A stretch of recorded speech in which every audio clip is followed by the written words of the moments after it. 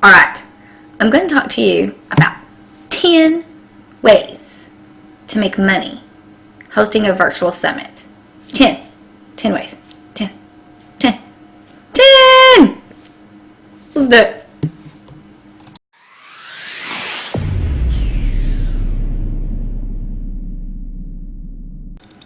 Alright guys, I am ready. But I have to tell you, there is a cat in my lap now. Just as an FYI. Okay, my channel is about online marketing, affiliate marketing, motivation, make money online. If you're into anything like that, do me a favor and subscribe to my channel. And if you want to see more videos like this, do me a favor and ring the bell. I did not say my bell. And let's get started. Okay. 10 ways to make money hosting a virtual summit.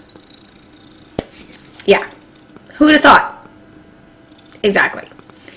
All right, let's just get started. Number 1, the access pass. Okay? You might not know what a virtual summit is, but in a virtual summit, you have several guest speakers and you pre-record them, and then you have, like, usually it's 3 days to a week, and then you play them, and some of them is just for the full week, and some it's just preset times that they show them.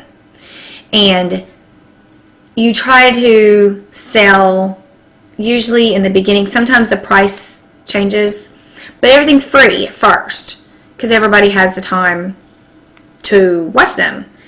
And then at the end, you know, you can say, like, some people will pre-register people and tell them, you know, they can still keep the videos until the end of the week, and then the price may change. Some people just, they do it a couple different ways, but the access pass is one of the main ways when it comes to the profit from it, because after, say, a week, then it gets shut down. And if you want to see all the videos, especially if you miss them due to the scheduling or you just didn't have time, life got in the way, and then so you pay a set price, and then you'll be able to see all the videos. So that is the access pass. Number 2 is add-ons. So, like, you add another product onto it. So then I was trying to think of an example. You have the summit, and then say there's a special booklet that goes with it. It would be like an add-on to it. Number 3 is an upsell, which is what I was fixing to tell you. But an upsell is, usually it's kind of the same thing. It kind of helps it, complements it. So you have the summit, and then you have an upsell to where it's on a CD, or people don't have CDs no more, or it's on an ebook or something like that, where it's an upsell, where you buy it, and then after you purchase it, then you can purchase an add-on to it. Or an upsell, not an add-on. Okay, so they are similar. Number 4, an affiliate for the product of usually one of the candidates. So usually you have several speakers, and they have their own products. And it's smart if you could go ahead and become an affiliate for the products that they're going to sell. Because they're speaking, they might as well tell about what they sell to, or what they have to offer.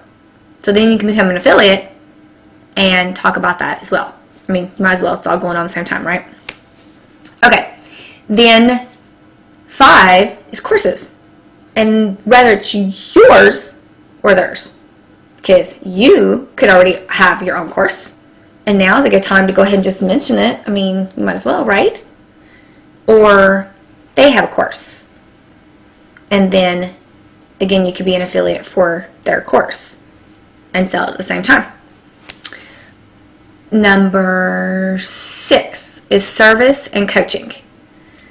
You could always learn more. So again, it could be yours or theirs, but let's say it's theirs. And after they're done talking, they could go ahead and say they have a service or coaching, and you can profit off of that as well. And again, it could be you have a service or a coaching that you could tell everybody while you're interviewing or while you're telling about their products or something. Okay, number 6. No, number 7. I apologize. Sponsorship. A lot of times people will get sponsorships, whether it's like banners or their logo, something like that, and it helps pay for any of your advertising or anything that you're having to put out. And if you're not having to do all of that, then it's just extra money that you get in your pocket. So it's kind of important, sponsorships. And then number 8 is physical products like shirts, hats, don't put anything else. Sunglasses, you never know. It depends on what the summit's actually going to be about. And a book. Number 9 is books. New service or product. Well, that just came to my mind. They might have a book. Now, there are a lot of times people don't have physical books, but they could. They could have, like, everybody's real big into the $7 book where it could be shipped to you. So there's also a product, and someone could have a new service, and now would be the time to tell about it. So if I had a new service or product, and say I was keeping it under wraps, so say maybe the end of the summit, I could be, oh, by the way, I'm going to tell everybody about blah, blah, blah, blah, blah. Which leads me to number 10. You have a new list. A lot of times people will do a summit mainly focused on the list, because now you have a large email list. And if you have a new service or product, then you can push it out to the new list as well. Yeah, pretty cool. I watched a video not too long ago where I know the guy had gotten over like 10,000 new people on his list. 10,000. That's a lot of people. That's a lot of people. I think that's a lot of people. So that's something that's really cool that you get on top of the extra income. So a lot of people don't talk about virtual summits, so I wanted to talk about it and let you know 10 ways that you can make money off hosting one. So, and especially if you're a beginner, it's a good way to get in and meet some people, learn from some of the best people, because you're going to have really cool speakers, right? So you can get in close with them, learn some stuff, and build your email list all at the same time and make a little money. Why not, right?